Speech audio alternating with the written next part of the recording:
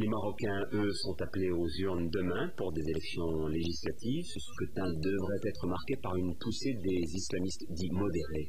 Nous retrouvons sur place Michel Fine et Olivier Calmet.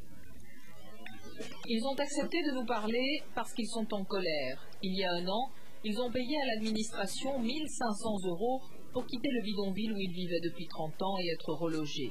Ils n'ont jamais eu leur logement et savent qu'ils n'ont aucun recours. Au Maroc, disent-ils, dans l'administration, tout le monde est corrompu. À la préfecture, par exemple, si tu payes pas un agent, tu n'obtiens pas ton certificat de logement ou de naissance. En fonction de ta façon de t'habiller, l'agent va fixer son prix, 2, 5 ou 10 €. La corruption, c'est le fléau numéro 1 dans ce pays. Beaucoup de Marocains sont fatigués. Mohamed Zaki est cardiologue. Pour ces élections, il veut du changement. Il va voter pour le nouveau parti en vogue, le PJD, Parti de la justice et du développement, qui se bat contre la corruption. Ce sont des gens honnêtes, ce sont des gens, lorsqu'ils discutent sur le plan économique, ce sont des gens qui ont un savoir-faire. Il y a des économistes, il y a des médecins, il y a des gens qui font de la politique de santé, c'est prometteur. La particularité du PJD, c'est qu'il recrute dans la classe moyenne.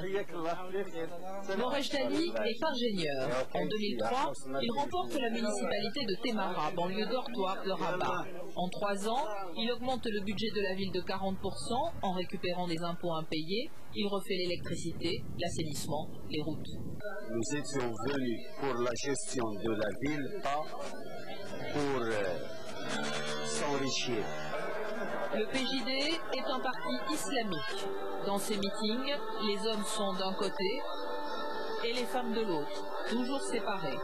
Mais pour son leader, Saadetdine Othmani, le PJD est un parti modéré. On veut se distinguer de tout extrémisme, de toute violence, de tout terrorisme, etc.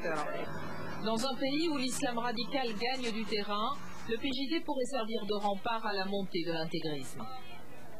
Même si le parti de la justice et du développement devient le premier parti du Maroc, son influence sera limitée. Comme on dit ici dans le pays, c'est le roi qui gouverne. Quel que soit le résultat des élections, quelle que soit la composition du Parlement et du gouvernement, c'est le roi et lui seul qui décide de tout.